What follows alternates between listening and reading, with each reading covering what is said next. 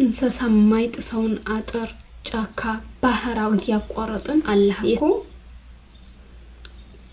የተለያየ ቋንቋና ብሔር ከለር መኖራችሁ ከተአምራቶቼ ነው ያለው።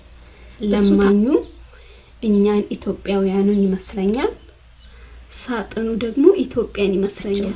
ሳጥኑን ከፍተን ወርቁን እንኩ እንበላቸው ለልጆቻችን ነው። አንድ ሰው እኮ በራሱ ፍላጎት ከለሩን፣ ቋንቋውን፣ ብሔሩን፣ ዘሩን፣ ዜግነቱን አይመርጥም።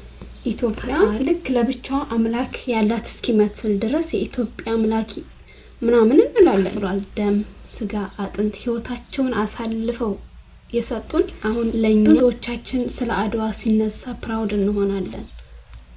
አህለን ወሰህለን ውድ ቤተሰቦቼ፣ ሰላም አለይኩም ወራህመቱላሂ ወበረካቱ። እኔ ዛሃቡ ጀማል ነኝ። ዛሬ ደግሞ የምናወራው ስለ አንድ መጽሐፍ ነው። መጽሐፉ ምን ይላል መሰላችሁ? ዘ ፓወር ኦፍ ናው ወይም ደግሞ በአማርኛ የአሁን ኃይል የሚል ነውና ርዕሱን ሳየው ውስጡ ለኔ አስፈላጊ ነገሮች ያሉ ይመስለኛልና ሁሌ ክሊክ አድርገዋለሁ ለማዳመጥ ማለት ነው። ግን ጨርሼው አላውቅም። በቃ ምዕራፍ አንድን ምናምን አካባቢ አዳምጬ አልጨርሰውም። ድጋሜም ግን ሁሌ ምዕራፍ አንድን አዳምጫለሁ ብዬ አላልፈውም። ድጋሜ አዳምጠዋለሁ። ሐሳቡ በጣም ደስ ይለኛል። ደጋግሜ ባዳምጠው ደስ ይለኛል። እና ምን መሰላችሁ የሚለው ሐሳቡ ስለ አንድ ሰው ታሪክ ያወራል። ያ ሰውዬ በልመና ነው የሚተዳደረው እና እንደ ሁሉ ጊዜው እየለመነ ያለ የሆነ ሰውዬ ባጠገቡ ሲያልፍ እንደዛው ለመነው ማለት ነው። እና ያ ሰው ደግሞ ምንም የለውም ነበርና እኔ ምንም ልሰጥህ አልችልምና ለነገሩ የተቀመጥክበት ምንድነው አለው። ደስት ሳጥን ነው ሲለው እስኪ ክፈትና አየው አለው። አይ ነገር ለአለፉት 15 አመታት እላዩ ላይ ተቀምጬ ስለምንበት ነበረ። ጀስት አሮጌ ሳጥን ነው ሲለው ይሄንኛው ሰውዬ እንደምንም ገፋፍቶ ሳጥኑን እንዲከፍት አደረገው እና ሲከፍት ምን አገኘ መሰላችሁ? ሳጥን ሙሉ ወርቅ። ያ ሰው ሳጥን ሙሉ ወርቅ ላይ ነው ተቀምጦ ሳንቲም ሲለቃቅም የነበረው ራይት። እና መጽሐፉ ስለምንድን ሊያወራ ፈልገው ነው? ውስጣችን ትልቅ አቅም አለ፣ ሀብት አለ፣ ወርቅ አለ እና ውጭ ከመፈለጋችን በፊት ውስጣችን ያለውን ነገር እንጠቀምበት፣ እንየው ነው። ማንኛውም ደስታም ሊሆን ይችላል፣ ሀብትም ሊሆን ይችላል። ምንም ነገር ከውጭ ከመፈለጋችን በፊት ከውስጣችን ነው ያለው ነው የሚለውና እኔ ግን ከዛ በተለየ ሁሌ ባዳመጥኩት ቁጥር የማስበው ሌላ ነው። ምን ይመስላችኋል? ለማኙ እኛን ኢትዮጵያውያኑን ይመስለኛል፣ ሳጥኑ ደግሞ ኢትዮጵያን ይመስለኛል። ኢትዮጵያ ልክ እንደዛ ሳጥን በወርቅ የተመላች ናት። በአልማዝ፣ በዳይመንድ፣ በብር የተሞላች ናት። ግን እኛ ልክ እንደለማኙ አላየነውም። ከድነነው በየሀገሩ እየሄድን ዝቅ ብለን ለማኝ እየተባልን ሳንቲምን መለቃቀም መርጠን እየለቀምን ነው። እንደዛ ነው የሚታየኝና ምን መሰላችሁ? እኛ ኢትዮጵያውያን በጣም የተለያየ ባህል፣ ቋንቋ፣ ብሔር፣ ከለር፣ ምግብ ያለን በጣም የተለያየ ታሪካዊ ቅርሶችም ያሉን ቅርሶች ብቻ አይደለም፣ እንስሳት ራሱ ሌላ አገር የሌሉ እኛ ሀገር ያሉ ብዙ ናቸው ብርቅዬ እንስሳትና ይሄ ሁሉ ሀብት ነው። ካለን ሀብት አንፃር እኛ ወደ ውጭ ሀገር እየሄድን መለመን ባሪያ መሆን ሳይሆን ውጮች ወደኛ ሀገር መጥተው ነበረ የኛ ሰራተኛና ባሪያ ሊሆኑ የሚገባው። ግን እኛ ወርቁን አላየነውም። ልክ እንደለማኙ አልተጠቀምንበትም።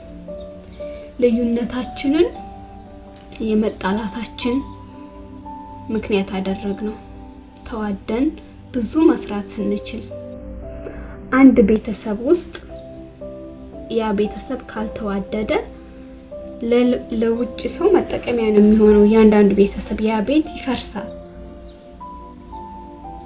ሀገርም እንደዛው ነው። እርስ በርሳችን እኛ ካልተዋደድን የጎረቤት ሀገሮች የሌሎች ሀገር መጫወቻ ማላገጫ ነው የምንሆነው። ሀገራችን ትፈርሳለች። ልዩነታችን፣ ባህላችን፣ ቋንቋችን ፖዚቲቭሊ ብንረዳው ብንጠቀመው አንድነት ኃይል ነው፣ ልዩነትም ውበት ነው እና እርስ በርሳችን ከመጠላላት ይልቅ ብንዋደድ እኛ ይሄ እጣ ፈንታ ይኖረንም ነበረ። ውጭ ሀገሮች ነጮች እርስ በርሳቸው አይደለም እኛን ራሱ በሀገራችን ተስማምተን የማንኖረውን ሰዎች እነሱ በሀገራቸው ውስጥ አስማምተው እየተጠቀሙብን ነው፣ እያኖሩን ነው። እኛን ሰዎችን ብቻ አይደለም እንስሳት እያሰለጠኑ ይጠቀማሉ፣ ብዙ ነገር ይፈጥራሉ። እኛ ግን ስቲል ሰርቫይቫል ሞድ ላይ ነን። አሁን ብዙዎቻችን ስለ አድዋ ሲነሳ ፕራውድ እንሆናለን፣ ግን እኔ አልሆንም። ምክንያቱም ለአድዋ ብዙ ዋጋ ተከፍሏል። ደም፣ ስጋ፣ አጥንት ህይወታቸውን አሳልፈው የሰጡን ለኛ ነፃነትን ለመስጠት ነው። ለኛ ነፃነትን ለመስጠት እኛን ከባርነት ነፃ ለማድረግ ነበረ። እኛ ግን አሁን በግድ ባሪያ ካልሆነን እያልን በጥይት መሃል፣ በጅብ መሃል፣ እንስሳ የማይጥሰውን አጥር፣ ጫካ፣ ባህር አውጊያ የአድዋ ህዝቦች ለኛ ነፃነትን አወረሱ። እኛ ግን ለልጆቻችን እያወረስን ያለነው ምንድነው? ባርነትን። እና ይሄ ያኮራ። እኛ እየለመንን ያለነው ዛሬ ምንድነው? ባርነትን። እና ይሄ ያኮራ። በራሳችን እኮ ልናፍር ይገባል። ለምንድነው የምንጠላለው? እኛ በሀገራችን አንዱ ኢትዮጵያዊ ሌላውን ኢትዮጵያዊ በእኩል አይን አይቶ አክብሮ መኖር አቅቶት፣ በውጭ ሀገር ግን ዝቅ ተደርገን እየኖርን ነው። የበታች ሆነን እየኖርን ነው። ለምን? ኢትዮጵያ ልክ ለብቻዋ አምላክ ያላት እስኪመስል ድረስ የኢትዮጵያ አምላክ ምናምን እንላለን። ሃይማኖተኛ ሀገር ነን እንላለን። እና ሃይማኖተኝነታችን እንዴት ነው?